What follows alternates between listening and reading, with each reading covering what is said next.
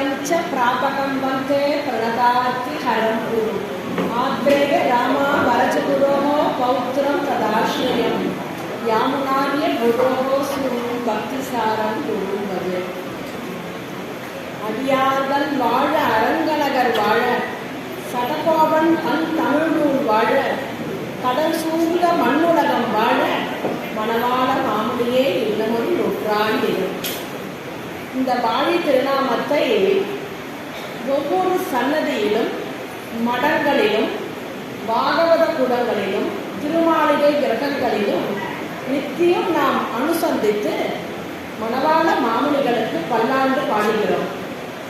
இந்த வாழி திருநாமத்தில் ஒரு விசேஷம், எந்த ஒரு வாழி திருநாமத்திலும் இல்லாத ஒரு விசேஷம், மாமுனிகள் நமக்கு சரம ஆச்சாரியர் இல்லையா. இதில் கடைசியில் சொல்லச்ச அடியார்கள் வாழ அரங்கநகர் வாழ சடகோபன் தன் தமிழ்நூல் வாழ கடல் சூழ்ந்த மண்ணுலகம். அப்போ மண் உலகம் அப்படின்றது இல்லை, மண் உலகம். இந்த மண் உலகம் தன்னகரம். தமிழ் படிச்ச ஆசிரியர்கள் எல்லாருமே இருப்பார். மண்ணுன்றோம் இல்லையா, மண்ணு, அந்த மண் இல்லை, இது மண் உலகம். மாயனை மண்ணு வடமதுரை மைந்தனை என்றார் ஆண்டாள் நாச்சியார். மண்ணு பெரும் புகழ் மாதவன். ஆண்டாளோட நாச்சியாரோட ஒரு பிரபந்தங்கள்ல ஒரு என்ன விசேஷம்னா, எல்லாமே ஒரு மங்கள சப்தமாகவே இருக்கும். வீடூழி வாழணுன்ற நம்ம ஒரு ஆத்மார்த்தமா சொல்றோம் இல்லையா, அந்த மங்கள சப்தம் ஆண்டாளோட பாசுரத்துல இருக்கும்.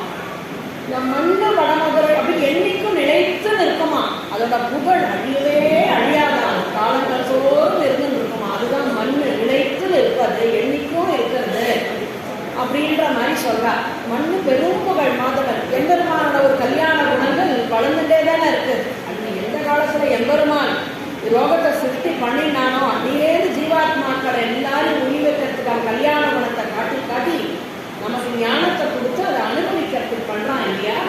ஆழ்வார் ஆச்சாரியர்கள் நமக்கு இதுதானே காட்டி கொடுத்துருக்காங்க. மண்ணு கடல் சூழ்ந்த மண் உலகம் அப்படின்னு வச்சா இந்த லோகம் அப்படி நிலைச்சு நிற்கணுமா. எல்லா இத்தனை பாகவத சமுதாயத்தை பார்த்தாலே தெரியுது, எம்பெருமானுக்கு பல்லாண்டு பாடுறவா இத்தனை பேர் இருக்கா, ஆச்சாரியர்களுக்கு பல்லாண்டு பாடுறவா இப்படி இருக்கா அப்படின்னு வச்சு அப்ப அந்த லோகமானது எப்படி இருக்கும். எத்தனை கலிகாலம் வந்தாலும் இந்த பல்லாண்டு பாடுறான் அப்படின்னாலே அந்த கலி தோஷங்களே போடுமா. நமக்கு அப்படி அந்த எம்பெருமானை ஆசிரியக்கணும், அவனை தெரிஞ்சுக்கணும், நம்ம ஆத்மா ஒரு ஸ்ரேயஸ் பெறணும் அப்படின்னா இதுக்கு முதல்ல அடிப்படை என்னன்னா ஆச்சாரிய மனத்தின் கடாட்சம். நமக்கு இந்த ஆச்சாரியன் தான் இந்த ஞானத்தை கொடுக்குறார், சத்சங்கத்தை கொடுக்குறார், ஒரு உசாத்துணையை ஏற்படுத்துறார். அஜ்ஞான சம்சாரக ஞானான் மோட்சகான்றதெல்லாம் நமக்கு காட்டி கொடுக்குறாரு இல்லையா. அந்த ஆச்சாரிய சம்பந்தத்தை வச்சுதான் எல்லாமே அடையிறோம்.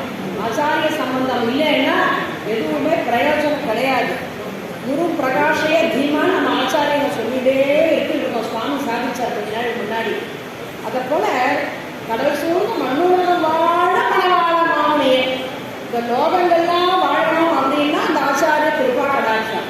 இப்போ இந்த ஆச்சாரிய கிருபா கடாட்சம் நமக்கு எதை கொடுக்கிறது அப்படின்னா நம்முடைய யோகக்ஷேமத்தை கொடுக்கிறது. நான் நினைக்கிற மாதிரி ஒருத்தரை பார்க்கச்சு சௌக்கியமா இருக்கியா, குழந்தைகள் சௌக்கியமா அப்படின்னு கேட்கிறோம். அது இந்த லோகத்துல நாம பெறக்கூடிய ஐஸ்வர்யாதிகள், சந்தோஷங்கள், சாந்தம், சௌக்கியம், இந்த போகங்கள்லாம் அனுபவிக்கிறோம் இல்லையா. இதில் இந்த லோகத்துல இது அனித்தியமானது. இது நிலைச்சு இருக்குமா அப்படின்னா நாம் சரீரம் இங்க இருக்கிற வரைக்கும் இது இருக்கும், அதுக்கப்புறம் இது இருக்காது. ஆனால் நிலைத்து இருக்க வேண்டும். மண்ணு பெரும்புகழ் மாதவன் மண்ணு வடமதுரைன்ற மாதிரி கடல் சூழ்ந்த மண்ணுலகன்ற மாதிரி இது நிலைத்து இருக்கணும் ஒரு ஜீவாத்மாக்கு அப்படின்னா அந்த யோகக்ஷேமமானது எப்படி அப்படின்றத கண்ணன் கீதையிலே சொல்றான். அனன்யா சிந்தயித்தோ ஏ ஜனா வரி வாசதே தேஷாம் நித்யாபியுக்தானாம் யோகக்ஷேமம் வகாம் யகம். அனன்யா சிந்தையந்தோ, வேற எந்த சிந்தனையும் இல்லாம என்னையே யார் நினைச்சுட்டு இருக்கிறார்களோ, எந்த ஜனங்கள், ஏ ஜனாகா அப்படிங்கிறார். இதெல்லாம் பாஷ்யம் நம்ம ராமானுஜர் கொடுக்கறது ஆச்சரியமான பாஷ்யம் கொடுக்குறார்.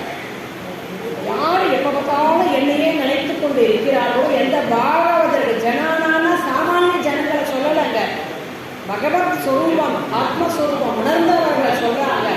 அப்படிப்பட்டவர்கள்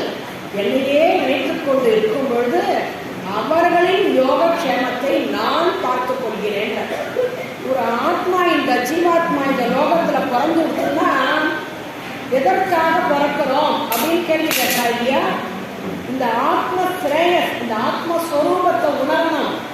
அப்படி உணர்ந்தால்தான் நான் பிறந்ததாக அர்த்தம். அன்று நான் பிறந்திலேன், பிறந்தபின் மறந்திலேன்னு சொல்ற மாதிரி இந்த ஆத்மஸ்வரூபம் உணர்ந்து சேஷத்துவம் எம்பெருமானுக்கு தொண்டு செய்யணும்ன்றதை உணர்வோமே. இந்த ஆச்சாரியன் நமக்கு காட்டி கொடுக்குறாரு இல்லையா? அப்பதான் நாம் பிறந்ததாக அர்த்தம்.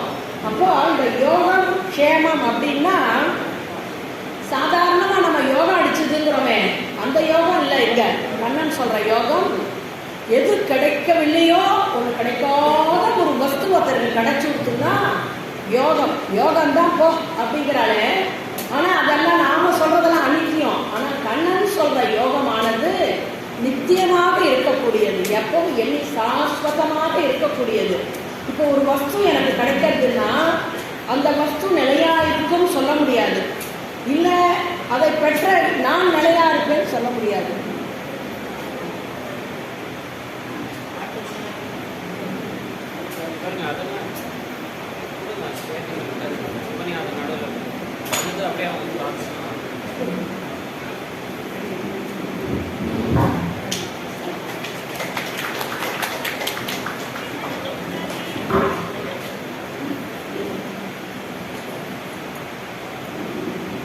அப்போ யோகம்ங்கிறது எது கிடைக்காததோ அதை கிடைத்தால் யோகம்.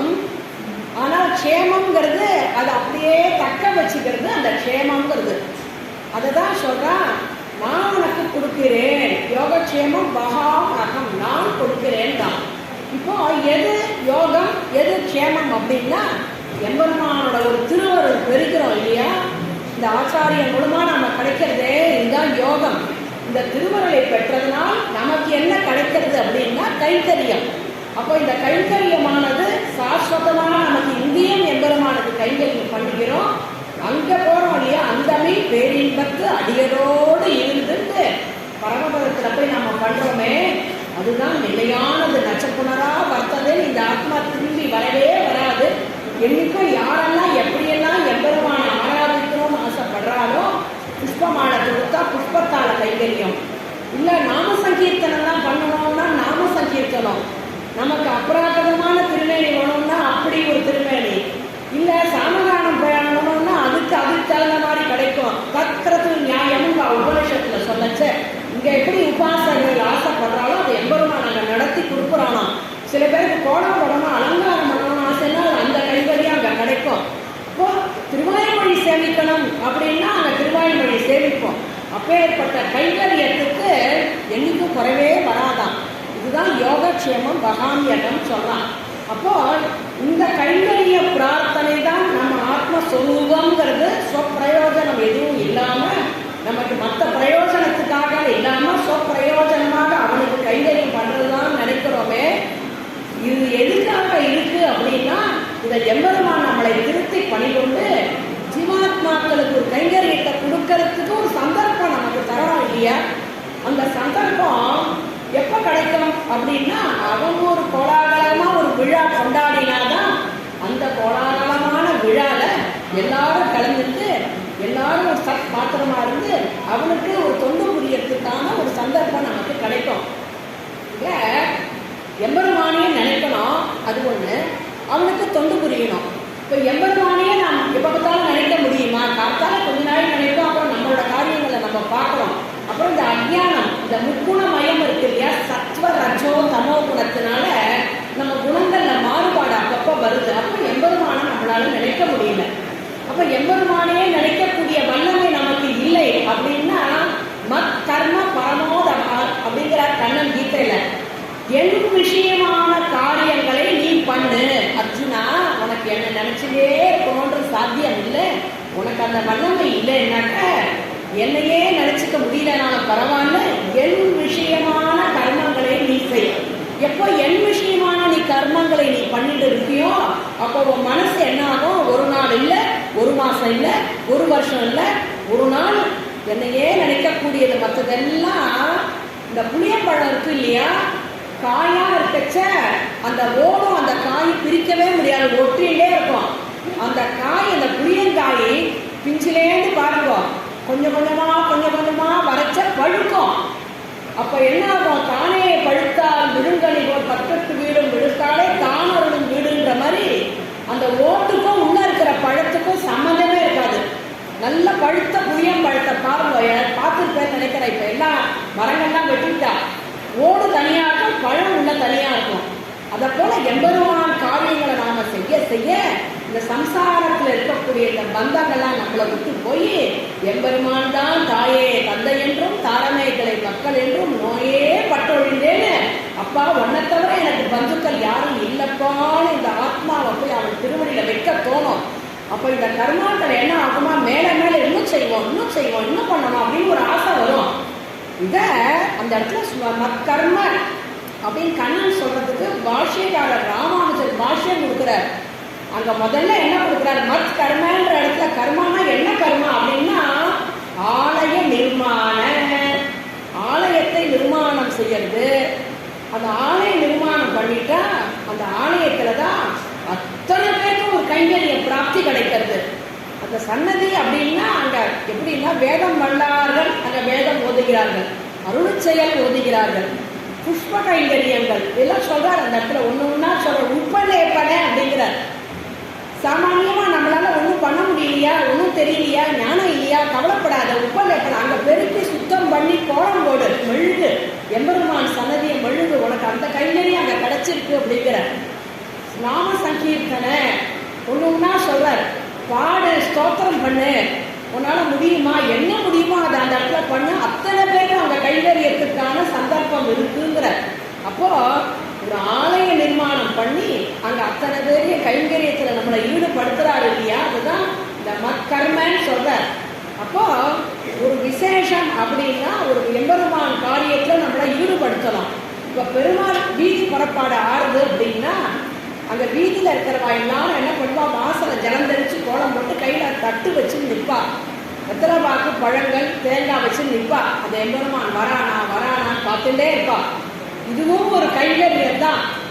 எம்பெருமான சொல்லச்ச குழந்தை மாறிங்கிறான். ஒரு குழந்தை எங்கேயாவது வெளியில போனோம்னா எவ்வளவு சந்தோஷமா போகுமோ அந்த மாதிரி எம்பெருமான் பார்த்துட்டே இருக்கானா. நம்மளோட பக்தர்களை நம்ம போய் வீதியில பார்க்க போறோம், அவர்கள் கைங்கரியத்தை நாம் ஏற்றுக்க போறோம்னு பார்க்கறானா. இது ஒரு சின்ன அளவிலானது இது. ஆனா எல்லாருக்கும் கைங்கரியம் கிடைக்கணும், எல்லாரும் உஜ்ஜீவனம் அடையணும் அப்படின்னா அந்த எம்பெருமான் சன்னதிகள்ல உற்சவம் கண்டு அருளினான். அப்ப எம்பெருமான் சன்னதியில உற்சவம் கண்டருவது எதற்காக என்றால் எல்லா ஜீவாத்மாக்களும் தன்னை அண்டி தன்னை ரசிக்க வேண்டும், தன்னிடம் வர வேண்டும், தன்னிடம் கைங்கரியம் செய்ய வேண்டும், எல்லாரும் ஞானத்தை பெற வேண்டும். இப்படி எல்லா விதத்திலையும் அவர்களுக்கு உஜ்ஜீவனம் கொடுக்கணுன்றதுக்காக தான் இந்த உற்சவங்கள்லாம் நடத்துறாங்க. இப்போ உற்சவம் சொல்றோம் அப்படின்னா என்ன அர்த்தம் அப்படின்னா சவம் அப்படின்னு ஒரு சவம் இப்படி பிரிச்சுக்கிறோம் நம்ம. சவம் அப்படின்னா ஒரு துக்கம், அதாவது இந்த சம்சாரமாகிய ஒரு பிணி, இது ஒரு துக்கம். புல்லலோகாச்சார் சாதிக்கிறார் இல்லையோ, சர்வே ஈஸ்வரனையும் கண்களையும் ஈஸ்வரனையும் மறந்து ஈஸ்வர கைந்தர்யத்தையும் இழந்தோம் என்கிற இழிவும் என்றிட்டு சம்சாரமாகிற பெருங்கடலிலே விழுந்து நோவுபட. ஆனா நோவுபட ஒரு தாய் குழந்தை போய் எதையோ தொடர்றதுன்னா ஓடி போய் பிடிச்சி இழுக்கிறா. பத்தில தாயாய் தந்தையாய் இருக்கக்கூடிய முற்றுமாய் இருக்கக்கூடிய அந்த எம்பெருமான் நாம இந்த சம்சார பந்தத்துல உழண்டுன்னு இருக்கிறதுக்கு விட்டுடுவானா? விடமாட்டான். லோகத்துல உள்ள பிரம்மாலேருந்து புழு வரைக்கும் தாய் தகப்பன் அவன் தானே. ஐயோ ஒரு ஜென்மா போராது, இந்த ஜென்மால திருந்துவானா, அடுத்த ஜென்மால திருந்தட்டும் நமக்கு ஒவ்வொரு ஜென்மாவா கொடுத்து சத்சங்கத்தை கொடுத்து ஒரு உஷாத்துறையை கொடுத்து ஞானத்தை கொடுத்து நம்மளை கரையேற்றுறானே விட்டுடுவானா? அதனாலதான் நம்மளை கரையேற்றணுன்றதுக்காக தான் எம்பெருமான் என்ன பண்றானா இந்த இடத்துல உற்சவத்துல இப்படிப்பட்ட ஒரு சம்சாரமாகிய இந்த பிடியிலேருந்து வந்து சந்தோஷத்தை கொடுக்கறதுக்கு தான் இந்த உற்சவம் நடத்திக்கிறான். ஆனந்தத்தை கொடுக்கறானா. இந்த பிடி துக்கம், இந்த துக்கத்திலிருந்து விடுவித்து நமக்கு ஒரு ஆனந்தத்தை கொடுக்கறான் இல்லையா, அதுதான் உற்சவம். பெருமாள் வீதியில வராருன்னா இன்னைக்கு என்ன அலங்காரம்னு எல்லாரும் ஆனந்தமா பாக்குறோம். நம்ம 4 மனுஷங்களை போய் அங்க வெளியில பாக்குறோம், எல்லாரையும் பாக்குறோம், அடியார்களை பாக்குறோம், இன்னைக்கு என்ன சேவா காலம் பாக்குறோம். இதெல்லாம் ஒரு ஆனந்தம் இல்லையா நமக்கு? நிச்சயமா ஒரு 10 பேரை பார்க்கச்சு, அடியார்களை பார்க்கச்சா அவனுக்கு இதை விட ஆனந்தம். நாம் பெருமாளை பார்க்குற ஆனந்தம் ரூபம் வச்சா அவருக்கு இன்னும் 10 மடங்கு 100 மடங்கு ஆனந்தமா. இப்படி ஒரு ஆனந்தத்தை கொடுக்கறது இல்லையா, சந்தோஷத்தை கொடுக்கறதே இதுதான் உற்சவம் அர்த்தம். உற்சவம்னா ஆனந்தம். அது இங்க இருக்கச்ச இந்த ஆனந்தம், இங்க விட்டுட்டு அங்க போனா பிரம்மானந்தம். அந்த ஆனந்தம் நித்தியமான ஆனந்தத்தை நமக்கு கொடுக்கறதுக்கு வழிவகுத்தான் இந்த உற்சவங்கள் என்று பண்ணுகிறார்கள். இப்போ உற்சவம் அப்படின்னா அதோட தாற்பயங்கள்லாம் தெரிஞ்சுக்கணும். பல கிரியைகள்லாம் நடக்கிறது. இப்போ நமக்கு அந்த கிரியைகள்லாம் நமக்கு அதிகாரம் கிடையாது. ஆனால் இந்த எதனால பண்றா இந்த உற்சவங்கள், எதனால செய்ய வேண்டும்? இப்போ உற்சவம்னா முதல்ல அங்க என்ன பண்ணுவா அப்படின்னா மிருத் சங்கரகரம். நீங்க பத்திரிகையில பார்க்கலாம், ஒரு பிரம்மோற்சவ பத்திரிகை அப்படின்னு எடுத்து பாருங்க, படிக்கணும் மேல. அதுல என்ன வாஸ்து சாந்தி, மிருத் சங்கரகரம் அப்படின்லாம் போட்டிருப்பா. அப்போ அந்த மிருத் சங்கரகரம் என்ன அப்படின்னா முதல்ல மண் எடுக்கணும். ஒரு கிழக்கு திக்குலையோ வடக்கு திக்குலையோ போய் மண் எடுக்கணும். அந்த மண் எங்க எடுத்துட்டு வரணும் அப்படின்னாக்க நம்ம பிரார்த்திச்சுக்கணுமா, பூமாதேவியை பிரார்த்திச்சுட்டு துளசி எங்க இருக்கோ அந்த இடமும், தாயார் சன்னதியோ இல்லை பெருமாள் சன்னதியோ ஒரு நல்ல ஒரு பவித்திரமான ஒரு இடத்துலேருந்து மண் எடுத்து இந்த பாலிகையெல்லாம் கல்யாணங்களுக்கு பண்ணுறோமே அதை போல் அந்த மண்ணை எடுத்துட்டு பாலிகை அந்த திருமுலை அப்படின்னு ஒரு விசேஷமானது பண்ற அங்குரார்ப்பணம் பேர் இருக்கு. அங்குரா விதை சொல்றோம் இல்லையா, அது இந்த பாலிகை. சீதா விவாகத்துல தங்கத்திலேயே பாலிகையாம். வால்மீகி மகரிஷி சொல்ற அவளோட கல்யாணத்துல தங்கத்துல பாலிகைட்டு. இங்க பெருமாளுக்கு பண்ணச்ச ரெட்டப்பட பாலிகைகள் இருக்கணும். இப்ப ஆழ்வார்களுக்கெல்லாம் ஒரு பிரதிஷ்டைன்னா ஒத்தப்பட பாலிகைகள் இருக்கும். கிரகங்கள்லாம் நம்ம ஒத்தப்பட, பெருமாளுக்கு ரெட்டப்பட பாலிகைகளை வச்சு அந்த மண்ணை கொண்டு வரணும். அப்போ அந்த கடப்பாறை இருக்கு இல்லையா, மண் எடுக்கிறா இல்லையா, அந்த கடப்பாறையை வராத பெருமாளா நினைச்சு ஆவாகனம் பண்ணி அந்த மண்ணை பூமாதேவியா நினைச்சு ஆவாகனம் பண்ணி அங்க பூசுக்திகளை சேவிச்சு ஜிதல்தா ஸ்தோத்திரங்களை சொல்லி துவாதச நாம அக்ஷரங்கள்லாம் சொல்லி அதை எடுக்கணுமா. ஏன்னா இன்னைக்கு நாம பூமியில வசிக்கிறோம். நமக்கு ஒரு நாள் ஆகார இடம் ஏகாதசி உபவாசம் இருந்தால் மறுநாள் காத்தால் அந்த சாதத்தை பார்த்தா எப்படி வயிறு துடிக்கிறது. அப்போ இந்த லோகத்தில் நமக்கு முதல் ஆகாரம் நமக்கு ஜலம். ஜலம் இல்லாமல் இருக்கவே முடியாது. அப்புறம் அன்னம். இந்த அன்னத்துக்கு உபகரணங்கள் மாதிரி எல்லாம் என்னென்னலாம் வேணுமோ, காய்கறிகள் ஆகட்டும், பால் ஆகட்டும், தயிர் ஆகட்டும், சமருத்தியாக நமக்கு கிடைக்கிறது. இவ்வளோ போகங்களை வாழ்ந்து உயிர் வாழறதுக்கு நம்ம சாப்பிடல, போகமா அனுபவிச்சுட்டு இருக்கோம். இத்தனையும் இந்த பூமாதேவி அவரோட பூமியில கொடுக்கறதுனால தான் நம்ம இதை அனுபவிச்சுட்டு இருக்கோம். அதை கொடுக்கல, வறட்சி வந்தது, பஞ்சம் வந்தது அப்படின்னா நம்மளோட கதி என்ன ஆகுது சொல்லுங்க. அதனால அம்மா தாயே, லோகங்கள்லாம் உன்னால ஜீவிச்சுட்டு இருக்கா, லோகங்கள்லாம் எல்லாம் சுத்தப்படுறா. எத்தனை வம்சங்கள் எத்தனை ஜனத்தொகை பெருகினாலும் அத்தனை பேருக்கும் இல்லைன்னு சொல்லாம எந்த பூமியில பிறந்தாலும் எந்த திவ்யதேசத்துல பிறந்துதான் ஞானம் வந்துதான் நீ கொடுக்கணும்ன்றது கிடையாது. ஞானம் இல்லாதவாளுக்கும் கொடுக்குற, நல்லவர்களுக்கும் கொடுக்குற, கெட்டவர்களுக்கும் கொடுக்குற, எல்லாரையும் சம்ரட்சணை பண்றியே அப்படின்னு சொல்லிட்டு அவளை பிரார்த்தனை பண்ணிட்டு அந்த மண்ணை எடுத்துருந்து முசங்கரன்ட்டு அங்க பாலிகை தெளிப்பாலாம். இந்த தெளிக்கச்ச இந்த பெருமாள் தாயாரையும் தியானம் பண்ணணுமா. ஸ்ரீ சுத்தங்கள்லாம் சொல்ற வழக்கங்கள் உண்டு அங்க. ஏன்னா இதை எப்ப எடுப்பா அப்படின்னா இது ராத்திரி தான் இந்த இந்த பண்ணுவான். இந்த இடத்துல அங்குரார்ப்பணம் பண்றது ராத்திரியா. ஏன்னா இதுக்கு யார் அதிபதினா சந்திரன் அதிபதி. அப்புறம் சந்திரன் ராத்திரியில வர்றதுனால அந்த ராத்திரியில மண் எடுத்து இந்த பீஜங்கள்லாம் தெளிச்சு எல்லாம் ரொம்ப ரொம்ப விசேஷமா பண்ணுவா. இப்போ இந்த உற்சவம் அப்படின் போது நித்திய உற்சவம், நைமித்திய உற்சவம், காமிய உற்சவம் 3 வகை உண்டு. இப்போ தீர்த்தவாரி ஆறுது இல்லையா, அவபிரத ஸ்நானம் சொல்ற தீர்த்தவாரி ரொம்ப விசேஷம். அது இந்த தீர்த்தவாரி புரோஷனம் பண்ணிக்கணும். அதில் நம்ம எந்த கோவில் எந்த சன்னதியில் நடந்தாலும் இந்த தீர்த்தவாரியோட முடியறதுன்றதா ரொம்ப அவபிரத ஸ்நானம் ரொம்ப விசேஷம்.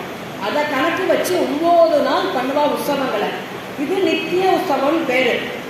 நைமித்திய உற்சவம்னு ஒன்று உண்டு. அது என்னன்னா, நம்ம அடிய விண்ணப்பிச்ச மாதிரி லோகத்துக்கு திடீர்னு ஒரு கஷ்டங்கள் வந்துடுச்சு, இல்லை திடீர்னு ஒரு பூகம்பம் வந்துடுச்சு, ஒரு வெள்ளம் வந்துடுச்சு, இல்லை வேற கொரோனா வந்தது, அதை மாதிரி ஒரு வியாதிகள் வந்துடுச்சு, இல்லை ராஜாவுக்கு அந்த காலத்தில் ராஜா, இந்த காலத்தில் ராஜா ஸ்தானத்தில் யார் இருக்காலும் அவளுக்கு ஒரு கட்டம் வந்துடுச்சு அப்படின்னா அவளுக்காக பிரார்த்தனை பண்ணிட்டு ஒரு உற்சவம் எம்பெருமான்கிட்ட பண்ணி லோகத்தை காப்பாத்து இல்லை வெளிநாட்டில் இருக்கிறவாழ்கிட்டேருந்து நமக்கு ஒரு துக்கம் வந்துடுத்து, ஒரு கட்டம் வந்துடுத்து அப்படின்னா அந்த இதுலேருந்து காப்பாற்றணும்ட்டு அவர்கிட்ட பிரார்த்திச்சுக்கிறது. இப்படி இந்த விஷயமா பிரார்த்திச்சுன்றும் நாம் எம்பெருமான்கிட்ட உற்சவம் பண்ணுறது நைவேத்திய உற்சவம். காமியோசவன் பேர்.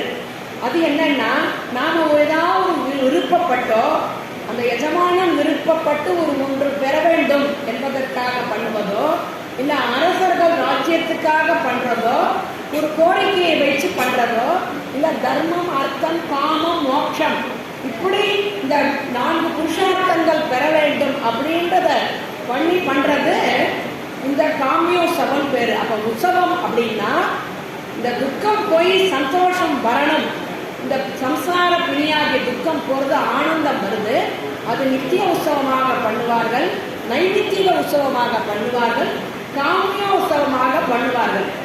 இப்போ நாம் நினச்சிட்டு இருக்கோம் உற்சவம்னா இந்த ஒரு வருஷத்துக்கு ஒரு தடவை இந்த மாதத்தில் நடக்கிறதுன்னு நினைக்கிறோம். ஆனால் பூர்வத்தில் எப்படி இருந்துதான் நிறைய உற்சவம் பண்ணிகிட்டே இருந்தாலாம். இன்னைக்கு தான் பண்ணணும், இந்த மாதம் தான் பண்ணணுன்றது இல்லையா, நிறைய நடந்துட்டு இருக்குமா. திருப்பதி எம்பெருமானுக்கெல்லாம் நிறைய நடந்துட்டு இருந்தான். இந்த 9 நாள் இல்லை, ஒரு நாள்லேயும் பண்ணலாம். இந்த பிரம்மோற்சவங்கள்லாம் 3 நாளில் பண்ணலாம், 5 நாள்கள் பண்ணலாம், 7 நாள்கள் பண்ணலாம், 1 மாதம் பண்ணலாம், 1 வருடமும் பண்ணலாமா. இன்னைக்கு இப்போ கூட ராஜநாடுகள்லாம் ரொம்ப 18 நாள் உற்சவம் அப்படின்பா. அதை போல இத்தனை நாள் தான் கணக்கு கிடையாது. நம்மளுடைய ஒரு அவகாசம், சரீர பலம், மனுஷ பலம், திரவிய சகாயம் இதை வச்சு ஒரு கணக்கில் கொண்டு வந்திருக்காளே தவிர இப்படி இந்த உற்சவங்களை இப்படி ரொம்ப அருமையாக பண்ணலாம். இன்னைக்கும் ஸ்ரீரங்கத்தில் போனால் விருப்பம் திருநாள் அப்படின்னு சித்திரை மாதம் நடக்கிறது. ஏன்னா முகலாயர்கள் படையெடுக்கும் போது நம்பரமா கிட்டத்தட்ட 48 வருடங்கள் வெளியிலே இருந்தார். நம்மாழ்வாரும் அப்படி அது மாதிரி வழியில இருந்தாருன்னா சொல்றார். நம்மாழ்வாரையும் அந்த நாளில் என்ன பண்ணியிருக்கா, இந்த முகலாயர் படைப்பிடிக்கும் போது கேரளா கழிச்சுட்டு போய் அங்கே அவரை ஒரு பெட்டியில் இலை பண்ணி இதில் மலை மேலே வச்சுட்டாலாம். முகலாயர் படப்பிடிப்புலாம் முடிஞ்சதுக்கப்புறம் நம்மாழ்வாரை ஏழை பண்ணிட்டு வரணும் அப்படின்னு நினச்சிட்டு போகிற சமயத்தில் பல வருடங்கள் ஆனதுனால அந்த மலையை மூடி போயிட்டான். எப்படி என்னன்னே தெரியலையா, எங்கே ஆழ்வாரை எழுந்தருளை பண்ணினோன்னே தெரியலையா, எல்லாரும் துப்பிச்சாலாம். அப்போ என்னடா அது இப்படி எந்த இடம்னே தெரியலையே, இப்படி மரம் காடு மலையே காடாயிடுச்சு அப்படின்னு பார்க்கச்ச கருடன் ஒரு இடத்துல வட்டம் விட்டு இருந்துதான். திருப்பி அங்கே போய் பார்த்து அங்கே நம்மாழ்வார் எழுந்தருள் இருந்தார் அப்படின்லாம் சொல்கிற மாதிரி இவர் 48 வருடங்கள் வெளியில் இருந்தார். அதற்கப்புறம் பெருமாள் திரும்பி வரைச்ச அப்போ யார் இருந்தாருனாக்க விஜயநகர சாம்ராஜ்யத்தில் அங்கே விருப்பண்ண உடையார் அப்படிங்கிறவர் கிட்டத்தட்ட ஒரு 25 கிராமங்களை பெருமாளுக்கு கொடுத்துருக்கார். 17,000 பொற்காசுகளை கொடுத்து இதை வச்சு இந்த பெருமாள் உற்சவம் நடத்துங்கோன்னு சொன்னாராம். இந்த விருப்பண்ண உடையார் கிருஷ்ணதேவராஜர் காலத்தில் அந்த பெருமாளுக்கு பண்ணார பல நாள் இந்த மாதிரி உற்சவங்கள்லாம் இல்லாமல் இருந்ததுனால பண்ணதுனால அப்போ விருப்பண்ண உடையார். அப்புறம் பூபதி திருநாள் ஒன்று உண்டு, அங்கே பண்ணுறா. ஆதி பிரம்மோற்சவம்ட்டு பண்ணுறா. இந்த ஆதி பிரம்மோற்சவம் தான் பங்குனி உத்தரத்தும் போது சத்தியலோகத்தில் பிரம்மா பண்ணினாதான். அது எம்பெருமான் என்ன பண்ணினானா, இந்த இந்திராதி தேவர்கள்லாம் நம்மளோட அஞ்ஞானம் ஜாஸ்தி. ஏன்னா நமக்கு ஒரு ஆச்சாரியர்கள் சம்பந்தம் கிடைச்சதுனால நமக்கு ஞானத்தோட ஏதோ இருக்கதா நினைச்சுட்டு இருக்கோம், சொருமம் இருக்கதா நினைச்சுட்டு இருக்கோம். ஆனால் இந்திராதி தேவர்கள் பாருங்க, எந்த கதையை எடுங்கோ எல்லாம் நன்னா இருக்கும், கடைசியில் ஏதாவது ஒன்றத்துல கைவிட்ட மாதிரி ஏதாவது ஒன்றத்துல வச்சிருவா. அல்பத்தனமா அகங்கார மமகாரங்கள் தலை தூக்கும். அப்போ எம்பெருமான் அவருக்கு உபதேசம் பண்ணாராம், என்னோட உற்சவங்கள்லாம் இப்படி நடத்தி இந்த அகங்கார மமகாரங்களை தொலைக்கோ அப்படின்னு சொன்னார. நீர் நுமது என்றிவை வேறு முதல் மாய்த்துன்னார் இல்லையா நம்மள்வர்.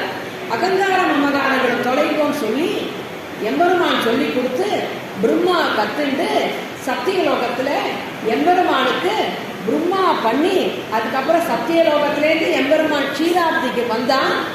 க்ஷீராப்தியிலேருந்து சேஷவாகனத்தில் அதுக்கப்புறம் இங்கே வந்து கருட வாகனத்தில் இங்கே பூலோகத்துக்கு வந்தார் அப்படின்றது சொல்றதுனால அது ஆதி பிரம்மோற்சவம். அதுதான் அது வழிப்படியாக பங்குனி மாதம் தான் நடக்கிற உற்சவங்கள் அது நடக்கிறது அங்கே. அதே போல் பார்த்தா திருப்பதியில் பார்த்தாக்க 2 பிரம்மோற்சவம் வரும் சில நவராத்திரி போது. அதில் ஒரு பிரம்மோற்சவம் தான் வைதிகமான பிரம்மோற்சவம், லௌகிகமான பிரம்மோற்சவம் சொல்லுவாங்க. இந்த நவராத்திரி போது வருது, நவராத்திரி சிவராத்திரிக்காக 3 வருஷத்துக்கு ஒரு தடவை வரும். அப்போ பெருமாள் கண்ட்ரோல் பண்ணுறா, என்ன பண்ணுறா. மெயினாக பண்ணுறக்கூடியது எங்கன்னா அங்கே வந்து இந்த துவஜாரோபணம், இந்த அங்குரார்ப்பணம்லாம் அதுக்கு கிடையாதான். அங்கே ராத்திரி பண்ணுறாங்களாம். ஏன் திருப்பதியில் ராத்திரி அப்படின்னா, இப்போ நாம சேமிக்கிற அந்த பெருமாள் இருக்காரு மலையப்ப சுவாமி, அவர் வந்து ராணியால எழுந்தருள பண்ணின பெருமாள். இப்போ சமீபத்தில் வந்த பெருமாள் அவர். இவருக்கு முன்னாடி உக்ர ஸ்ரீனிவாசன் ஒருத்தர் எழுந்தருள் இருந்தார், இப்போ இருக்காரு. அந்த பஞ்ச பேரர்கள் உண்டு. சன்னதினா 5 பேரர்கள் சொல்லுவார் இல்லையா, பலி பேரர், ஸ்னபன பேரர், கௌதுக பேரர் அப்படின்னு 5 பேரர் வச்சு அந்த உக்ர ஸ்ரீனிவாசர் அவர் காலத்தால சூரிய உதயத்துக்கு உள்ள வந்துட்டு உள்ள எழுந்தணுமா. இன்னைக்கு 6:05க்கு சூரிய உதயம் அப்படின்னா 6:05க்குள்ள அவர் வீதி குழப்பாடு மாட வீதிக்கு வந்துட்டு அவர் உள்ள எழுந்தணுமா. அப்படி 6:05 தாண்டிட்டுனாக்க நெருப்பு பற்றி ஏதோ எரிஞ்சிருக்கு. அதனால அவன் என்ன பண்ணிட்டா, அந்த காத்தால பண்ணா. அப்போ அன்னைக்கு வந்து இந்த உக்ர சீனிவாசருக்கு தான் இது பண்ணிட்டு இருந்தாலாம். அப்போ காத்தால பண்ண முடியாதுன்றதுதான் ராத்திரி அங்கே நடக்கிறதுன்னு சொல்றா.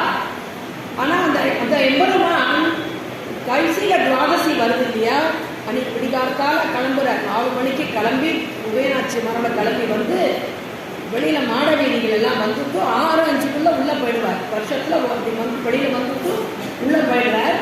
அதே போல் ஸ்ரீஜெயந்தி அன்னைக்கு எழுந்தருள்வார். சாயங்காலமாக உள்ளே எழுந்தருளி உள்ளுக்குள்ளதான் அங்கே கண்ணனோட திருமஞ்சனம் கண்டருளி சேவை போட்டிலாம் நடக்கும்.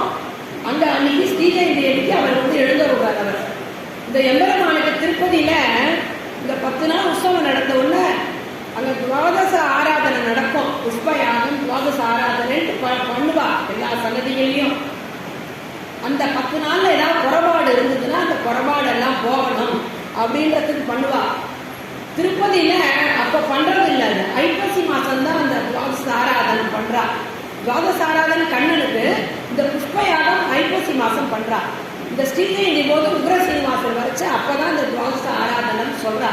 அதுபோல் எத்தனை நாளும் இந்த உற்சவங்கள் பண்ணலாம். இப்போ அங்குரார்ப்பணம் சொன்னோம் இல்லையா, அங்குரார்ப்பணத்துக்கு என்னென்ன வேண்டியதோ அதெல்லாம் சொல்லி வேதங்கள்லாம் சொல்லி அங்குரார்ப்பணம் பண்ணிட்டு அதுக்கப்புறம் துவஜாரோபணம். இப்போ சில கிரமங்கள் எப்படின்னா, சில சன்னதிகளில் முதல்ல துவஜாரோபணம் பண்ணி அப்புறம் வந்து இந்த அங்குரார்ப்பணம் பண்ணி வேரி தாண்டனம்ட்டு தேவதைகள்லாம் அழைப்பது அது ஒரு வகை. ஆனால் மோட்சம் கொடுக்குமா? எது மோட்சம் கொடுக்கும் இந்த உற்சவத்தினால அப்படின்னா, முதல்ல அங்குரார்ப்பணம் பண்ணிட்டு அப்புறம் துவஜாரோபணம் கொடியேற்றுதலை பண்ணிட்டு வேரி தாடனம் பண்ணி அந்த உற்சவங்களை ஆரம்பிக்கிறது மோட்சம் கொடுப்பதற்காகன்ட்டு. இப்போ இந்த துவஜாரோபணம் ஏத்துறா இல்லையா, இந்த கருட கொடின்னு சொல்றோமே, இந்த கருட கொடி ஏறச்ச மேலே துணி இருக்கு இல்லையா, அந்த மேலே துணி வந்து இப்படி மேலே ஏத்துற எம்பெருமான் என்ன பண்றான்னா, இந்த கருடனை ஏற்றி அப்பா அங்கங்க இருக்கக்கூடிய தேவதைகளையும் சகல தேவர்கள் மற்ற இதர தெய்வங்களை எல்லாம் இந்த உற்சவத்துக்கு நீ வா அப்படின்னு நீ கூப்பிட்டுட்டு இந்த உற்சவம் முடிஞ்சு அவபிரத ஸ்நானம் ஆற வரைக்கும் நீ அங்கேயே இருந்து எல்லாருக்கும் நீ அனுகிரகம் பண்ணணும், நீ அங்கே இருந்து பண்ணணும்ட்டு பெருமாள் கேட்கிறாராம். அதுதான் அந்த கருட கொடி அங்கே மேலே ஏற்றுறது. கீழே கயர் மாதிரி ஒன்று வருது இல்லையா, அது பேர் என்னன்னா புச்சம் பேர் இருக்கு. இது சேகரம் பேர். மேலே போகிற துணிக்கு சேகரம், கீழே வர ஒரு கயர் மாதிரி வருதே அதுக்கு பேர் புச்சம். இதெல்லாம் நம்ம தெரிஞ்சுக்கிறதுல தப்பு கிடையாது. நாம போய் எந்த கிரியையும் பண்ண போறதில்லை, ஆனால் அங்கே என்ன நடக்கிறது அப்படின்றத நாம தெரிஞ்சுக்கணும். இப்போ உற்சவம் சொல்றோம், மகோத்சவம். அது என்ன மகோத்சவம்? உற்சவம் என்ன மகோத்சவம்னா, நம்மளுடைய சம்பிரதாயத்தில் நாம மகோத்சவம் கர்வத்தோட சொல்லிக்கலாம். இந்த உற்சவம் நடக்கிறது ஆகமப்படி நடக்கும். ஒரு கோவிலில் வைகானச ஆகமப்படியோ இல்லை பாஞ்சரார்த்த ஆகமப்படியோ சன்னதிகளில் உற்சவம் நடக்கிறது. அப்போ அந்த ஆகமத்துக்கு உண்டான அந்த மந்திரங்கள், வேத மந்திரங்கள் இப்படி தான் ஆதியில் நடந்துட்டு இருந்தது. ஆனால் ஸ்ரீமன் நாகமுனிகள் காலத்துக்கு பிறகு இந்த உற்சவத்தில் ஆழ்வார்களின் 4000 திவ்ய பிரபந்தமான அருள் செயலோடு தான் இந்த உற்சவம் நடக்கணும் என்று நமக்கு அவர் காட்டி கொடுத்தார். அப்போ ஆரம்பித்த உடனேயே எந்த சன்னதி ஆகட்டும் பல்லாண்டு தொடங்கி ஆரம்பிப்பா. பெருமாள் வாகனத்தை அப்புறம் திருவந்தாதி கிரமத்தில் தான் முதல்ல அந்த முதல் திருவந்தாதி இருக்கு இல்லையா, பொய்கை ஆழ்வார், அது சொல்லிதான் ஆரம்பிக்கிறார். அப்போ நாதமுனிகள் காலத்துக்கு முன்னாடி கொஞ்சம் மறைஞ்சு இருந்தது பிரபந்தங்கள்லாம். நாதமுனிகள் காலத்துக்கு அப்புறம் தான் நமக்கு இந்த பிரபந்தங்கள்லாம் கிடைச்சதுனால அவர் என்ன பண்ணினார், இந்த அருளி செயலை கேட்டு தான் இந்த எம்பெருமான் உற்சவம் கண்டருள வேண்டும். இன்னமும் பெருமாள் புறப்பாடாச்சுன்னா முன்னாடி எது போகுதுன்னா திவ்ய பிரபந்த கோஷ்டியார் எழுந்து விடுவான். வேதம் பின்னாடி வரும்.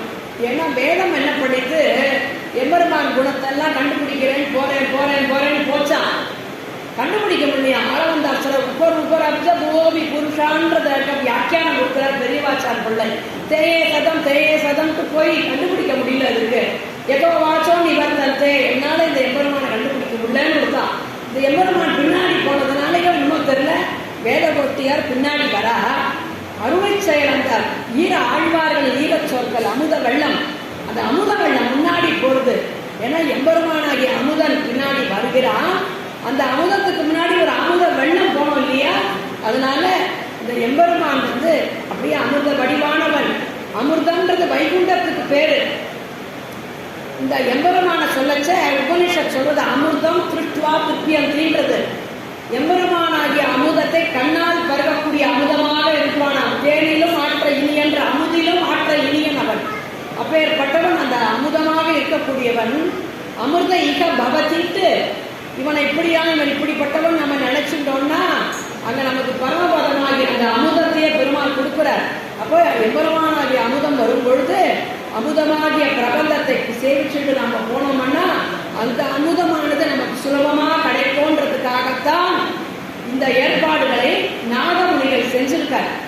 நாதமுனிகளோட இந்த அவரோட இந்த நியமனம் இல்லைன்னா நாம அருளிச்செயலாம் இழந்திருப்போம். வேறுபட்ட அருளிச்செயல் நமக்கு கிடைச்சிருக்காது. திவ்ய தேசங்கள் எதுவும் தெரிஞ்சிருக்காது. ஆழ்வார்கள் எந்தெந்த பாசுரங்களை பாடினார்கள் நம்ம எழுந்திருப்போம். அப்பேற்பட்டதை நமக்கு வரையறுத்து கொடுத்தார். உதாரணமா சொல்லணும்னா இன்னைக்கு இந்த பகல் 10 10 ஸ்ரீரங்கத்தில் கொண்டாடுறாலே இதுவே நாதமுனிகள் ஏற்படுத்தி வைத்தது தான். திருமங்கை ஆழ்வார் பிரார்த்தனை பண்ணி வாங்கிட்டாலும் அவர் காலத்துக்கு பிறகு அதையெல்லாம் இயற்பா வரைக்கும் வச்சு முன்னாடி 10 நாள் முன்னாடி 10 நாள் இந்த வைகுண்ட ஏகாசி உற்சவத்தை நடத்தி கொடுத்துருக்காரு இல்லையா. இப்போ நாதமுனிகள் தான் நமக்கு பண்ணி கொடுத்துருக்காரு. அப்போ இந்த அருள் செயல் கோஷ்டியோடையே இது தொடங்குகிறது. உடனே பேரி தாடனம் சொல்வா.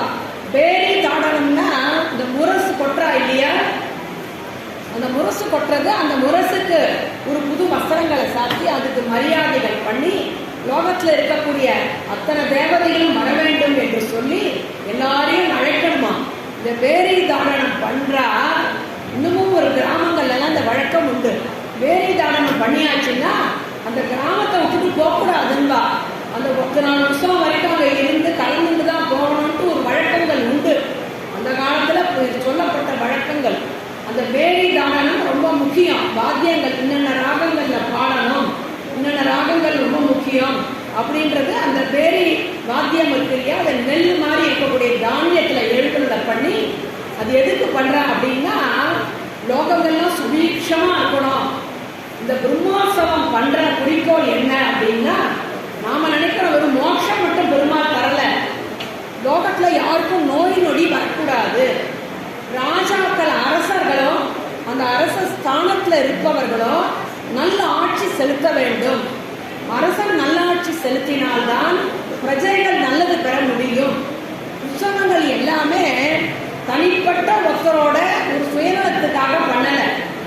கோவில என்ன உற்சவங்கள் பண்ணாலும் அது லோகக்ஷேமார்த்தமாக சர்வே ஜனா சுகினோ பவத்துட்டு லோகமெல்லாம் நல்ல வாழ்வாங்கு வாழணும், நீங்காத செல்வத்தோடு இருக்கணும், பயிர்கள் நன்னா விளையணும், பட்டினி இருக்கக்கூடாது.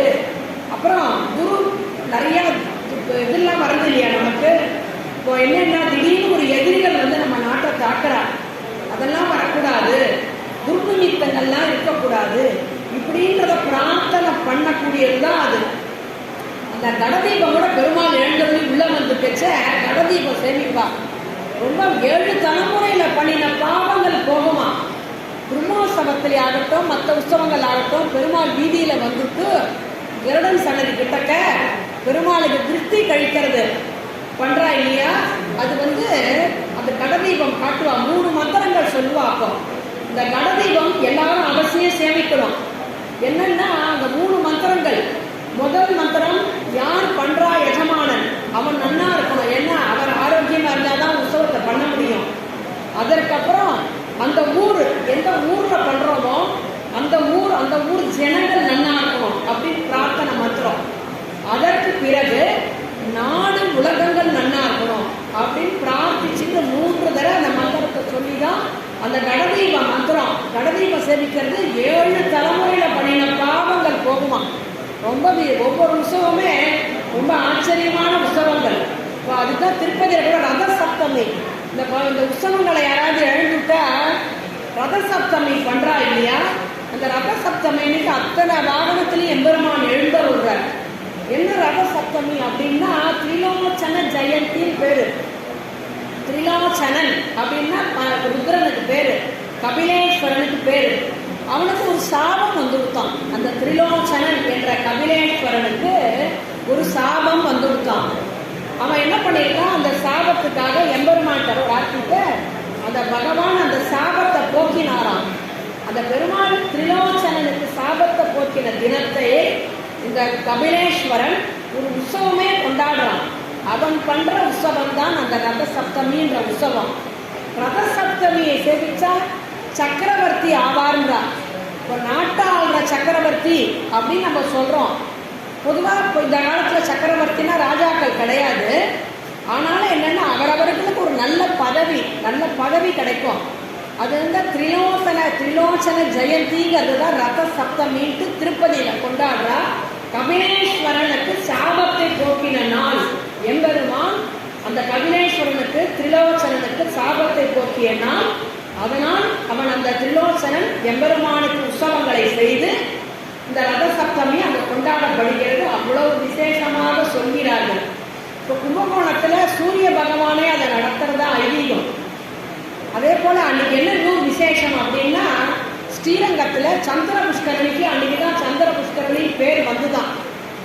ஸ்ரீரங்கத்துல சந்திர புஷ்கரணி சேவிச்சிருக்கல எல்லாரும். அந்த சந்திர புஷ்கரணின்ற பேர் ரத சப்தமி அன்னைக்கு கிடைச்சுதான். உடனே இந்த சந்திரனுக்கு இப்படி கிடைச்சதுன்னு உடனே மற்ற தேவதைகள்லாம் இருக்கு இல்லையா நவ கிரகங்கள்ல, அதுக்கெல்லாம் போய் அரண்கிட்ட போய் கேட்டுதான் அவனுக்கு மட்டும் ஒரு சந்திர புஷ்கரணின்னு ஒரு பேரை சொல்லி அவனுக்கு ஒரு ஏற்றத்தை கொடுத்துட்டியே, எங்களுக்கு அந்த மாதிரி ஒரு ஏற்றம் கொடுக்க கூடாதா? இத்தனை தேவதைகள்லாம் இருக்கு இல்லையா நவகிரகங்கள்ல, மற்ற 8 போய் கேட்டுதான். அப்ப பெருமாள் சொன்னாராம், நீங்க எல்லாரும் போய் கும்பகோணத்துல அந்த 6ஆம் போய் ஆசிரியங்கோ அப்படின்ட்டான். அதனாலதான் இன்னைக்கு நவகிரகங்கள்லாம் கும்பகோணத்தை சுத்தி இருக்கிற காரணம் என்னன்னா அங்க போய் அந்த 6ஆமுதே அடியேனுடனும் நின்பான் அன்பேயும் பாடுறாரு இல்லையா, அந்த எம்பெருமான ஆசிரியச்சுன்னு தான் அடியன் விண்ணப்பிக்கல. இது வந்து சங்கீதையில இருக்கு, சங்கீதையில சொல்லப்பட்ட விஷயம்தான் இது. அதனால அந்த நவகிரகங்கள் எல்லாம் அங்க எம்பெருமானுக்கு அங்க ஆசிரியக்கிறோம்ட்டு அங்க அரங்கம் சொன்னதுனால வந்து பண்ணாராம். அப்படிப்பட்ட அந்த உற்சவங்கள் இந்த பேரி தாடனம் அப்படின்லாம் இது பண்ணச்ச லோகங்கள்லாம் சுபிக்ஷமா இருக்கும். இப்போ அதே போல பார்த்தா பெருமாள் வாகனத்தில் எழுந்துடுறார். ஒரு அம்ச வாகனம் தான் முதல்ல எடுத்த உடனே. அம்ச வாகனம் அப்படின்னா அதுல பல விஷயங்கள் இருக்கு. லோகத்துல எம்பெருமான் அந்த அம்சரூபிய அம்சகாம் சகசிரநாமத்தின் ஒரு திருநாமம் அவனுக்கு. இந்த அம்சத்துக்கு என்னன்னா அது ஏகபத்தினி விரதமா. அப்புறம் சேற்றுல இருக்கவே இருக்காதான். அந்த அம்சம் எப்படி சேற்றுல இருக்காதோ, மாயவன் சேற்றல்லன் போய் நிலத்தேன்னு அருளியோ, அந்த சேற்றுல அது இருக்காத மாதிரி இந்த சம்சாரமாகிய சேரு நமக்கு வரக்கூடாதுன்றதுக்காக தான் இந்த அம்ச வாகனம். சாராசார விவேகம் தெரிஞ்சுதான் பாலை கொண்டு போய் வச்சா பாலையும் நீரையும் பிரிச்சு விடும். அதை போல நமக்கு எது நல்லது எது கெட்டது அப்படின்னு நாம தெரிஞ்சுக்கணுமா. இது எது நல்லது எது கெட்டதுன்னு நாம வாழ்க்கையில தெரிஞ்சுட்டாதான் நாம உஜ்ஜீவனை அடைய முடியும். இதை எப்படி சொல்றோம் அப்படின்னா அறிவாளியா இருந்தாதானே நல்லது கெட்டது தெரியும். வால்மீகி ராமாயணத்துல விபீஷண பிராக்ஞகா அப்படிங்கிற மகா பிராக்ஞகாங்கிற வால்மீகி. பொதுவா பார்த்தா வால்மீகி ராமாயணத்துல அதுல அர்த்தங்கள் பார்த்தா எல்லாம் எல்லாரும் என்ன எழுதியிருப்பா, அறிவாளி பேரறிவாளன் அப்படின்னு எழுதியிருப்பா. ஆனா தனிஸ்லோக வியாக்கியானத்துல பெரியவாச்சான் பிள்ளை இருக்காரு இல்லையா, இந்த மகா பிராக்ஞகா அப்படின்றத விபீஷணன் ஐயா அறிவாளி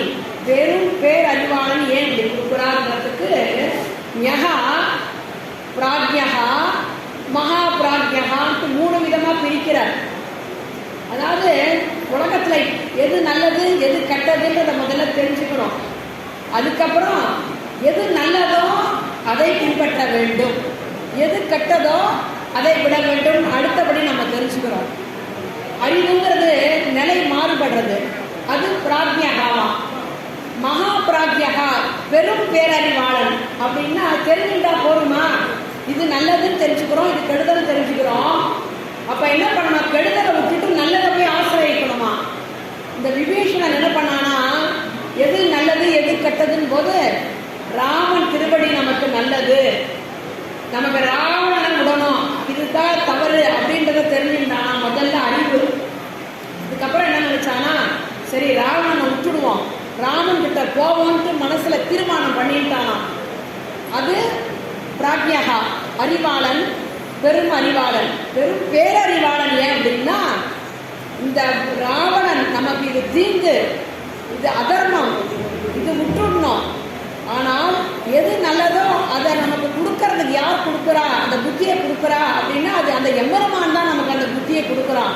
அப்போ தீயதை விட்டுட்டு நல்லதை பற்றணும்னு சொல்லிட்டு அந்த ராமன் நமக்கு அந்த புத்தியை கொடுக்குறானே, அதனால அவனை போய் பற்றணும்ட்டு வேகமாக ஓடி வந்து பண்ணான் இல்லையா, சரணாகதி பண்ணான் இல்லையா.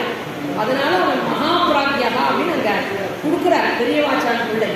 அதை போல இந்த அறிவு நமக்கு எது வேணும் எது வேண்டாம்ன்றதை நம்ம வந்து தெரிஞ்சுக்கணும். ஏன் தெரிஞ்சுனாதான் நம்ம பண்ண முடியும். இது நல்லது கெட்டதுன்றது நமக்கு சார அசார விவேகம் வரணும். வந்தாதான் நமக்கு ஜீவனம். அதுக்கு தான் அம்ச வாகனம். ஒவ்வொரு வாகனத்துக்கும் ஒவ்வொரு தத்துவங்கள். இப்போ கருட வாகனம்னு சொல்றோம் இல்லையா. சாதாரணமா இப்போ வந்து சித்திரை மாசத்துல கூட நமக்கு வந்து சித்ரா பௌர்ணமி அன்னைக்கு கருட வாகனம் தான். ஒரு வருஷத்துல பல சன்னதிகளை பாருங்க கருட வாகனம். எதுக்காக கருடன் வாகனம் அப்படின்னா, பெருமாள் கிட்டக்க எல்லாரும் நித்திய சூரிகளாம், ஆனா கருடன் மட்டும் சக்காவாகவும் இருப்பாராம். நித்திய சூரியில மட்டும் இல்லாம நண்பனா இருப்பாராம். தாச சகா வாகனம் ஆசனம் துவஜகாங்கிற காலம் வந்தார். சகாவாகவும் இருப்பான் அவன்ற. இந்த எம்பெருமான் என்ன பண்றான், அடியார்களை காக்கணும் அப்படின்னு அந்த கருட வாகனத்துல ஓடி ஓடி வர, இங்க யானை வந்து ஆதிமூலம் கத்தித்து, ஆதிமூலம் கத்தனவுடனே எம்பெருமான் அரைக்குள்ளைய தலைக்குள்ளைய ஓடி வந்தான். அவன் வேகமா அந்த யானையை கஜேந்திர மோட்சம், அதுதான் இந்த சித்ரா பௌர்ணமியோட ஒரு விசேஷம். இங்க கருட வாகனமும் எம்பெருமானுக்கு காட்டுறது. இங்க வரைச்ச இந்த கருடனோட வேகம் எம்பெருமானுக்கு போடலையாம். அப்படியே அவர் வந்து கழுத்து அப்படி இப்படி இப்படி இப்படி தள்ளி தள்ளி தள்ளி எம்பெருமான் நிமித்தி மிடுத்து நிமித்தி பண்ணிதான் அந்த கழுத்து கருடனுக்கு வெள்ளையா படுத்துன்னு சொல்லுவா. அப்போ அந்த கருடனுக்கு 3 விதமா துயர் இருந்துதான். ஆதிமூலம் கூட்டுது இல்லையா. அந்த அந்த எம்பெருமான் என்ன நினைப்பானா, நம்ம இப்படி வேகமா போகலைன்னா இந்த கருடனோட வேகம் பத்தலைன்னா என்ன பண்ணணும், அவன் வேகம் தன்னோட வேகத்துல ஓடி வரானா.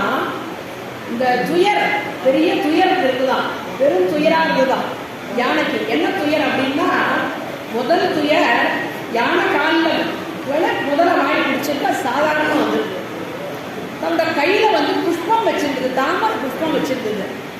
இந்த புஷ்பத்தை எம்பெருமானுக்கு சமர்ப்பிக்கணும் அப்படின்னு யானை ஆசைப்பட்டது. செவ்வி மாறாமையே இருந்துதான். செவ்வினா அதோட குளிர்ச்சி தன்மை மாறாம அப்படி மலர்ந்தே இருந்துதான். அது ஏன்னா இந்த யானை வந்து ஒரு பக்தரா இருந்தான். இந்திரபிம்னன்ட்டு ஒரு ராஜா, அவன் எம்பெருமானுக்கு ஆராதனை பண்ணிட்டே இருந்தானா. அப்போ அகஸ்தியர் வரார். இவன் ஆராதனையில மறந்து போயிட்டான், அகஸ்தியரை கவனிக்கல. நீ அகங்காரத்தினால என்னை கவனிக்கல, நீ யானையாக்கும் சபிச்சுட்ட. ஆனாலும் இவன் விஷ்ணு பக்தனாக இருந்ததனால் அப்போ அந்த பகவானோட ஸ்மரணையிலே இருந்தனால அந்த யானை வந்து பூஜை பண்ணிட்டு இருந்துதான் அந்த சாபத்திலையும். அப்போ துயர் என்ன நினைச்சுதா, இந்த காலை பிடிக்கிறது துயர் இல்லை, செவ்வி மாறுறதுக்குள்ள இந்த புஷ்பம் வாடுறதுக்குள்ள இந்த எம்பெருமான் திரும்பில கொண்டு போய் சமர்ப்பிக்கணுமே அப்படின்னு ஒரு துயர் இருந்துதான். அதுக்கு மேல அது என்ன மனசுல கட்டம் நினைச்சுதான் ஆழ்வார், நம்மாழ்வார் திருவாய்மொழியில சாதிக்கிறார். அது நினைச்சுதான் இன்னைக்கு இந்த எம்பெருமான் என்னை காப்பாற்ற வரலன்னா, இந்த காலை வந்து முதல்ல கடிச்சு கால் வாயை வச்சுக்கிட்டு என்னை இன்னைக்கு விட்டுட்டா லோகத்தார் எல்லாரும் ஐயோ இந்த எம்பெருமான் ஆபத்துல யாரையும் காப்பாற்ற மாட்டான், எந்த பக்தர்களையும் காப்பாற்ற மாட்டான், இப்படிதான் விட்டுடுவான்ட்டு உன்னை நிர்தலை பண்ணி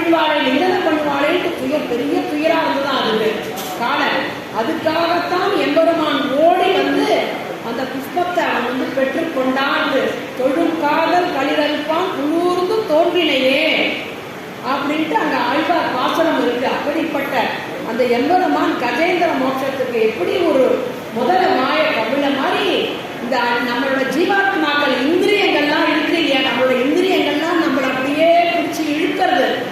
இந்த இந்திரியத்திலேருந்து நம்மளை மீட்டு வரணும், எம்பெருமான் மீட்டு எடுத்தாதான் நம்முடைய ஆத்மாவானது எம்பெருமானுக்கு இருக்கணும்ன்றத நினைக்கணும்ன்றதுனாலதான் அப்படிப்பட்ட அந்த கருட வாகனத்தை காற்றார் நமக்கு. உங்களுக்கு எந்த துயர் வந்தாலும் கவலைப்படாதீங்கோ, நான் உங்களை காப்பாத்துறேன். முதலை எப்படி யானை காலை இழுத்துதோ உங்களுக்கு இந்திரியங்கள்லாம் எங்க போனாலும் என்ன நினைங்கோ, என்ன சேவிங்கோ, உங்க இந்திரியங்கள்லாம் எங்கேயும் போகாம உங்களை நான் காப்பாற்றுகிறேன்றதுக்காகத்தான் இந்த கருட வாகனம். அதே போல சேஷ வாகனம் அப்படின்னு எடுத்திருந்தாலுமே ஆத்மா ஸ்வரூபம் தான். இந்த ஆத்மாவின் ஸ்வரூபம் என்ன அப்படின்னா தாசனா இருக்கக்கூடியது. அதையே ராமானுஜ தாசன். ஆத்மஸ்வரூபம்ங்கிறது சேஷத்துவம். சேஷி அப்படின்னா தலைவன், எம்பெருமான் சேஷி. நாமெல்லாம் சேஷபூதர்கள், தொண்டு புரியர்கள். இந்த ஸ்ரீ வைஷ்ணவ சம்பிரதாயத்தில் மட்டும்தான் இந்த ஆத்மா இந்த சரீரம் கழிச்சு கொடுத்தோம்னா நல்ல கதிக்கு போய் சேரும். நம்மளோட விசிஷ்டாத்வைத சம்பிரதாயத்துல இந்த ஆத்மாவுக்கு என்ன கதி, ஒருத்தர் பரமபதி சுட்டா சரீரத்தை விட்டுட்டோம் அப்படின்னா இந்த ஆத்மா எங்க போய் இருக்கும், அடுத்தது என்ன ஜென்மாவை எடுத்துக்கும், அதுக்கு என்ன மாதிரியான ஒரு பிறவி கிடைக்கும் அப்படின்லாம் குழம்ப வேண்டாம். சரணாகதியின் எம்பெருமானை பற்றிட்டோம்னா இந்த ஆத்மா இந்த எம்பெருமான் கிட்ட போய் இருந்து அவனுக்கு தொண்டு செய்யறதே. இது நம்ம ஸ்ரீ வைஷ்ணவ விசிஷ்டாத்வைத சித்தாந்தம். மற்ற சம்பிரதாயத்தில் என்ன சொல்லுவா, ஐக்கியம் சொல்லுவா. இந்த ஆத்மா ஜீவாத்மாவும் பரமாத்மாவும் ஐக்கியமாயிடுதுன்பா. நம்மளுடைய சம்பிரதாயத்துல ஜீவாத்மாவும் பரமாத்மாவும் ஐக்கியம் ஆகாது. பரமாத்மா என்னைக்கும் பரமாத்மா தான், ஜீவாத்மா தொண்டு செய்யணும். சுவாமி ராமானுஜர் வேதாந்த சங்கரகத்துல இந்த சேஷத்துவம் அப்படின்னு சொல்றோமே, ஜீவாத்ம ஸ்வரூபம் அப்படிங்கறத அழகா காட்டுறார். பரகத அதிசய ஆதான இச்சய உபாதேயத்வமேய யஸ்ய ஸ்வரூபம் சேஷகா பரசேஷிங்கிறத காட்டுற. என்னன்னா பரமாத்மாக்கு இந்த ஜீவாத்மா மேன்மை தர வேண்டும், மேன்மை செய்ய வேண்டும். எம்பெருமான் என்னை கட்டளை இடுறானோ அந்த எம்பெருமானுக்கு பரமாத்மாவுக்கு இந்த ஜீவன் தொண்டு செஞ்சு அவனுக்கு மேன்மை செய்யறதுதான் இந்த ஆத்மஸ்வரூபம். அதை காட்டுறான் இந்த ஆத்மஸ்வரூபம். அதனால விசிஷ்டாத்வைத சம்பிரதாயத்துல ராமானுஜ அழகா காட்டுறாரு. இங்க இப்போ ராசக்கிரீடை நடக்கச்ச மற்ற சம்பிரதாயத்தெல்லாம் என்ன சொல்லுவான்னா பரமாத்மா ஜீவாத்மா ஐக்கியம் அப்படின்பா. நமக்கு ஐக்கியம் கிடையாது, சாமியம் உண்டு. பரமம் சாமியம் உபைதிங்கிறது முண்டகோபனிஷத்து. இந்த ஆத்மா அங்க போய் பகவானோட சாமியம்னா சரி சமம், அங்க போய் சரிசமமா இருக்கும். ஒரு உதாரணம் சொன்னா உங்களுக்கு புரியும். ஒரு ராஜா இருக்கார், இல்ல மகாராணி இருக்கா, அவள் ரொம்ப வேண்டியவா அந்த அரண்மனைக்கு போறா. அந்த ராஜாவும் மகாராணியை சொல்றா, எனக்கு ரொம்ப வேண்டப்பட்டவர், நான் என்ன சாப்பிட்றேனோ அதே சாப்பாடு இவருக்கு கொடுங்க, நான் தங்கத்தட்டில் சாப்பிட்டா இவருக்கும் தங்கத்தட்டில் போடுங்க, எனக்கு என்ன ஆசனம் கொடுக்குறீங்களோ அதே ஆசனம், நான் எங்கெல்லாம் போறேனோ என்னெல்லாம் இங்க அனுபவிக்கிறேனோ அது எல்லாம் இவருக்கு அனுபவிக்கும்னு சொல்றேன். எனக்கு ரொம்ப வேண்டியவர், எனக்கு பண்றதுல ஒன்று கூட மாற்றம் இருக்கக்கூடாதுன்னு மகாராஜா சொல்றார். இவர் அனுபவிக்கிறார். ஆனா மகாராஜா கட்டில படுத்துக்கிறார், மகாராஜா மாதிரி தங்கத்தட்டில் சாப்பிட்றார், மகாராஜா போட்டுக்கிற நகைகளை போட்டுக்கிறார். ரெண்டு பேரும் ஒன்னா, மகாராஜா மகாராஜாவா, இவருக்கு விருந்தினர் தான். அதே போலத்தான் பரமபத்துல பரமாத்மா பரமாத்மா தான், ஜீவாத்மா ஜீவாத்மா தான். அதனால ஐக்கியம் கிடையாது. நம்மளோட ஆத்மா அங்க போய் தொண்டு பண்றது, இதை எல்லாரும் புரிஞ்சுக்கணும். என்னைக்குமே விசிஷ்டாத்வைத சம்பிரதாயத்துல ஐக்கியம்ன்றது சொல்றது கிடையாது. ஐக்கியம்னா இந்த ஆத்மாவுக்கு அப்புறம் என்ன ஆகுது, ஆத்மா நிலைமை என்ன ஆகுதுன்னே தெரியாது. இந்த ஆத்மாவுக்குன்னு ஒரு நல்ல ஒரு ஸ்தானத்தை கொடுக்கக்கூடிய சம்பிரதாயம் இந்த ஸ்ரீ வைஷ்ணவ சம்பிரதாயம். இந்த எம்பெருமானுக்கு சரீரம் போயிடுத்துன்னா விரச நதிக்கு போய் அங்கேருந்து நம்ம நல்ல அப்ராக்கிரதமான திருமேனியோடு அங்கே எல்லாரும் வந்து நம்மளை எதிர்கொண்டு போய் அங்கே அத்தனை மேல காலத்தோடு அங்கே போய் இருந்து நம்ம தொண்டு பண்ணுறோம் இல்லையா. இந்த தொண்டுனால அந்த தொண்டு பண்ணுறோம். அதுதான் இந்த ஆத்மாவின் ஸ்வரூபம், நாம் எதற்காக பிறந்திருக்கிறோம்னா இதுதான் எல்லாரும் சொல்லணும். அதுதான் இந்த சேஷ வாகனம். நிவாச சையாசன பாதுகாசுகோன்னு சொல்றார். வந்தார். சென்றால் குடையாம், இருந்தால் சிங்காசனமும், நின்றால் மறுபடியாம் நமக்கு ஆதிசேஷன் ஆத்மஸ்வரூபத்தை காட்டிய நித்திய சூரியன். அதனால் எல்லா ஆத்மாக்களும் பகவானுக்கு தொண்டு செய்வதற்கு பிறந்திருக்கிறீர்கள்ன்றதை காட்டுறது தான் இந்த சேஷ வாகனம். இப்படி ஒவ்வொரு வாகனங்களும் இருக்கு. அடுத்த ஒரு சந்தர்ப்பத்தில் அடியன் ஒரு விஸ்தாரமா விண்ணப்பிக்கிறேன். மணி ஆயிரத்து கொடுத்து அவகாசம் ஆயிடுத்து. இப்படி பல விஷயங்கள் ஒவ்வொரு உற்சவங்கள்லையும் பல விஷயங்கள் இருக்கு. நம்முடைய உற்சவமானது ஆழ்வாரின் அருள் செயலோடையே நடக்கிறது. ஆரம்பிச்சு கடைசியில நூற்றந்தாதியோட நிறைவு பெறுகிறது. ஏன்னா அவ்வளவு ரொம்ப விசேஷமானது. இந்த 4000 திவ்ய பிரபந்தத்தையும் சேர்த்துதான் வேதங்களோட ஆகமங்களோட சேர்ந்தது தான் நம்மளோட உற்சவங்களாம். இந்த உற்சவங்களை சேமிக்கணும், ஆழ்வார் அருள் செயலை கேட்கணும்.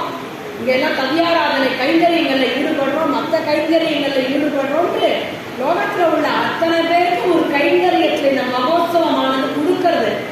எப்படின்னா வேதம் வல்லாளர்களை கொண்டு விண்ணோர் பெருமான் திருப்பாடம் பண்ணிட்டு தனியாக நம்ம ஆத்திர பண்ணது ஒரு வகையாக இருந்தாலும் நாம சன்னதிகள்ல எல்லாரோடையும் சேர்ந்து கூடி இருந்து புரிந்து பண்றோம் இல்லையா?